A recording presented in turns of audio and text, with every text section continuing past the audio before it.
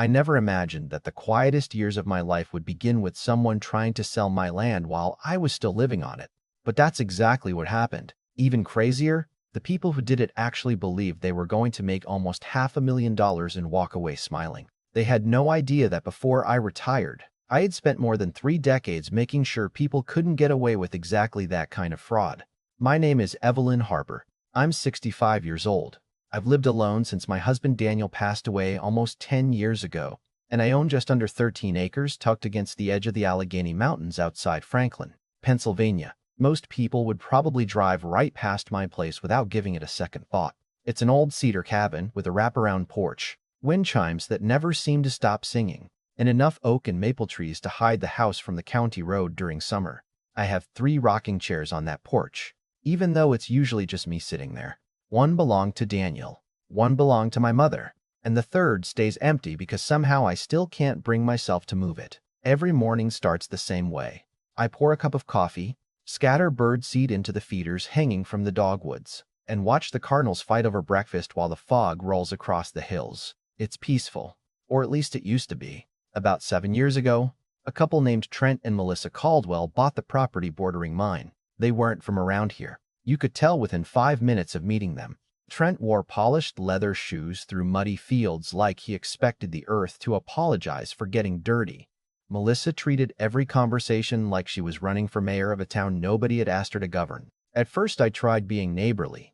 I baked them an apple pie, introduced myself, even pointed out where the old property markers were because mountain land has funny boundaries that don't always match old fences. They smiled politely that first afternoon, thanked me for the pie, and by the next weekend I heard Melissa referring to me at the country club as that lonely old woman hiding in the woods. One of the bartenders happened to know my niece and quietly told her about it. Funny thing is, that didn't even bother me very much. People are entitled to their opinions. What did concern me was how often Trent kept wandering along my northern ridge with survey apps open on his phone, taking pictures, measuring things, acting like he was already planning something.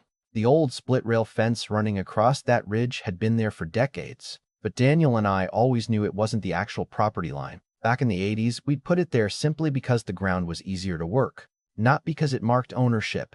We kept every survey, every deed correction, every tax document in a fireproof chest inside my study.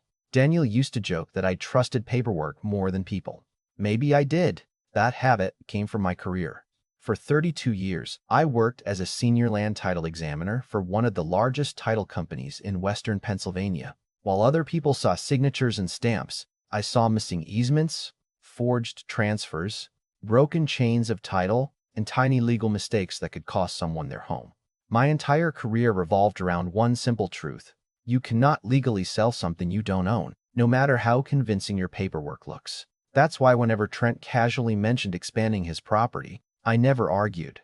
I simply smiled and changed the subject. There was no point debating someone who hadn't looked at the real records yet. Then one Tuesday morning, just after 8, I heard chainsaws.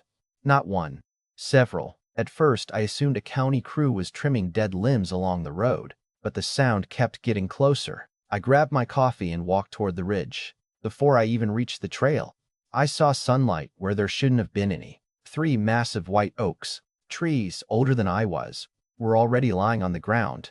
A bulldozer had carved a fresh path through my woods, and 2 contractors were unloading gravel. Standing in the middle of it all was Trent Caldwell, wearing sunglasses and grinning like he'd just won the lottery. He noticed me immediately, walked over holding a folded packet of papers, and pointed back toward my cabin. "Morning, Evelyn," he called. "You probably shouldn't be standing here. This is my development site now." I stared at him for a second because I honestly thought he was joking. "Your development site?" I asked. He unfolded the papers dramatically and waved them in front of my face. "Closed the deal yesterday. Sold this lot to a builder for $480,000. They're putting in luxury cabins. You're technically trespassing." Melissa walked over behind him with a smug little smile. "Honestly," she said, "you should have paid more attention to your own property." I looked at the papers for barely 2 seconds before handing them back. Then I looked Trent straight in the eye and said the only thing that came to mind. "You should call the sheriff." His grin got even wider. About 15 minutes later, Deputy Aaron Mills pulled his cruiser onto the shoulder and stepped out with the slow, tired expression of a man who had probably expected another simple property dispute between stubborn neighbors. Trent walked toward him before the engine had even stopped, holding that freshly recorded deed in the air, like it was a winning lottery ticket. "Deputy," he said loudly enough for everyone to hear, "this woman refuses to leave my construction site. We've got contractors waiting and she's interfering with business." Melissa folded her arms beside him, already wearing the smile of someone convinced the ending had been written. I didn't interrupt. I didn't argue. Years in the title business had taught me that people who shout usually have the weakest paperwork. Deputy Mills accepted the deed, skimmed the first page, nodded politely, then turned toward me. "Ma'am, do you have anything showing ownership?" I smiled and said, "I do, but it isn't out here." Trent laughed under his breath. "Of course it isn't." I ignored him and walked back toward my cabin. I could almost feel Melissa watching me, probably imagining I was about to return with some faded family photograph or an old handwritten map. Instead, I unlocked the study, opened the fireproof chest Daniel and I had bought nearly 40 years earlier, and lifted out 2 thick binders. Every page inside was organized exactly the same way I'd organized thousands of commercial title files during my career. Surveys, deeds, easements, boundary adjustments, tax receipts, affidavits, county correspondence. Nothing dramatic, just facts. When I returned, the contractors had stopped working. Even they sensed something had changed. Deputy Mills took the first binder while Trent kept talking. "She's wasting everyone's time. We've got a legal closing. The developer already wired the money." The deputy held up one finger without looking at him, then quietly started reading. A full minute passed, then another. I watched his expression slowly change. Confusion became concentration. Concentration became concern. Finally, he looked up at me. "Mrs. Harper, this survey goes back to 1964. "That's the certified survey after the county realignment," I answered. "Keep going."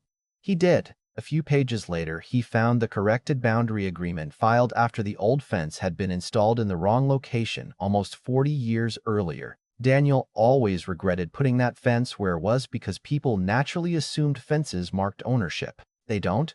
They're just fences. Legal boundaries live on paper, not wood. Trent shifted impatiently. "That fence has always been there." "Yes," I replied calmly. "It has, but being old doesn't make it accurate." Melissa rolled her eyes. "This is ridiculous." Deputy Mills closed the binder. "I'm calling the county survey office." For the first time all morning, Trent's confidence cracked just a little. "You don't need another survey," he protested. "We've already got one."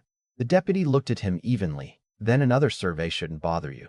The next morning, County Surveyor Rebecca Sloan arrived with 2 assistants carrying GPS equipment worth more than my pickup truck. I made coffee for everyone except Trent, who looked offended by practically everything that happened. Rebecca had surveyed parts of the county for over 20 years. She didn't say much. Professionals usually don't.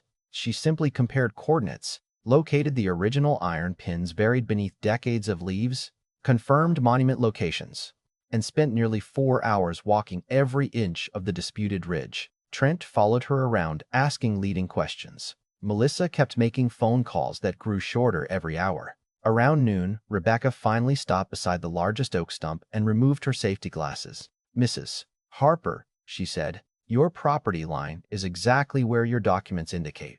Then she turned toward Trent. "Everything cleared yesterday falls inside her parcel." Nobody spoke for several seconds. Even the contractor stared at the ground. Trent finally forced a laugh that sounded painfully fake. "Well, maybe the old surveys conflict." Rebecca shook her head. "They don't. Then we've occupied this area long enough for adverse possession." That almost made me smile. It was the first legal argument he had made all day. It was also completely wrong. Pennsylvania requires continuous, open possession under specific legal standards for 21 years, I said gently. "You've lived here 7.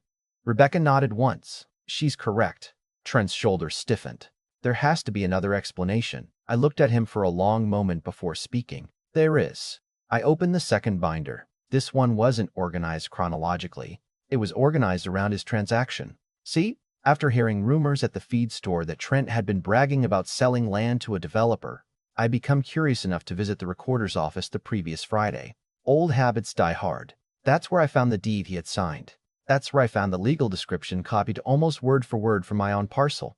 Whoever prepared the documents had simply assumed the old fence represented the true boundary. Nobody bothered comparing the chain of title against the original surveys. Rookie mistake. Expensive rookie mistake. I handed Deputy Mills the certified copies.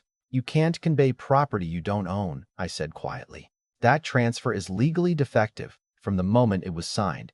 He read silently for another minute. Rebecca leaned over his shoulder. Neither of them looked happy. Melissa stepped closer.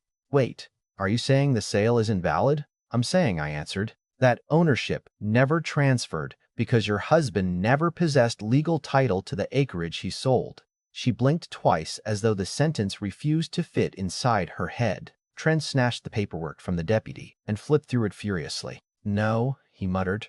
No, that's impossible. Read the legal description carefully, I said.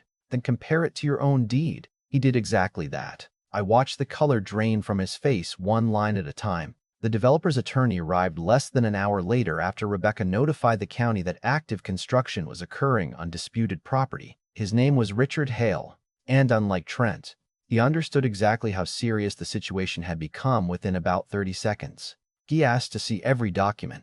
I handed them over without a word. He spent almost 20 minutes reading while everyone waited in complete silence except for birds singing overhead. Finally, he looked directly at Trent. Tell me, he asked carefully, when exactly did you verify the chain of title before closing? Trent hesitated. The title company handled that. Richard's expression hardened. Which title company? There was another pause. Longer this time. We didn't actually use one. Richard slowly removed his glasses. You completed a $480,000 land sale without title insurance? Nobody answered. Melissa looked at her husband as though she were seeing a stranger. Richard sighed the way surgeons probably sigh before delivering bad news. Then I suggest you contact your attorney immediately. Within 48 hours, the developer filed suit seeking rescission of the purchase agreement, recovery of every dollar paid, attorney fees, engineering costs, site preparation expenses, and additional damages for breach of warranty. But that wasn't even the worst part for the Caldwells, because every tree cut, every load of gravel delivered, every foot of road carved into that hillside had been built on my property without permission. Under state law, unauthorized improvements placed on another person's land don't magically belong to whoever paid for them. In many situations, they become part of the real property itself. In plain English, the cleared roadway, drainage culvert, graded building pad, and thousands of dollars in site work now legally benefited the actual landowner, me. I still remember the exact expression on Trent's face when his own attorney quietly explained that reality to him during a meeting at the courthouse. It wasn't anger anymore. It wasn't confidence either. It was disbelief, the kind that settles over someone who has just realized every shortcut they took is about to become painfully expensive. Meanwhile, county inspectors issued citations for unauthorized land disturbance, environmental violations connected to runoff controls, and removal of protected mature trees without proper permits. Each notice added another layer of trouble. Reporters even started asking questions because land disputes that involve fraudulent transfers tend to attract attention in small counties. Friends I hadn't spoken to in years began calling just to ask if the stories were true. I always gave the same answer. The paperwork speaks for itself. But everything changed the following Monday morning, because that was the day state investigators knocked on Trent's front door with questions nobody in that house was prepared to answer. The investigation lasted almost 4 months. Although for me it felt strangely quiet after everything that had happened. The bulldozers disappeared within a day. The contractors packed up without saying much, and the ridge that had echoed with chainsaws slowly returned to sounding like a forest again. Nature has a funny way of reclaiming peace if you simply leave it alone. Every morning I went back to my routine. Coffee on the porch, bird feeders full, the empty rocking chair beside me catching the first sunlight just like it always had. But down the road, life looked very different for the Caldwells. The developer's lawsuit moved quickly because the facts weren't really in dispute anymore. The sale documents were real. The money had changed hands. But the land had never belonged to the people selling it. Once the chain of title was reconstructed from the county archives, every missing piece fell neatly into place. There was no mystery left, only consequences. The developer recovered the purchase price through the courts, then pursued additional damages for engineering costs, environmental assessments, attorney fees, delayed construction, and lost business opportunities. The county imposed substantial penalties for the unauthorized clearing of protected woodland, and state investigators expanded their inquiry into how the transaction had been prepared without proper title verification. I never celebrated any of it. People often ask if I enjoyed watching everything fall apart, and honestly, I didn't. Satisfaction and happiness aren't always the same thing. I wasn't happy another family was losing nearly everything they had built. I was simply relieved that the truth still mattered. One afternoon, I ran into Melissa outside the grocery store. She looked 10 years older than the woman who had laughed at me across that construction site. Her expensive SUV was gone. She carried 2 paper bags herself instead of loading them into the back of a luxury vehicle. She hesitated before walking over. "Evelyn," she said quietly, "I owe you an apology." I looked at her for a moment before nodding. "For which part?" She managed a tired smile. "Probably all of it." There wasn't much else to say. Some conversations don't need dramatic endings. She admitted that she'd never questioned Trent because she assumed confidence meant competence. She believed if someone sounded certain enough, they must know what they were talking about. I told her something Daniel used to tell every new employee we trained years ago. Confidence is cheap. Documentation is expensive.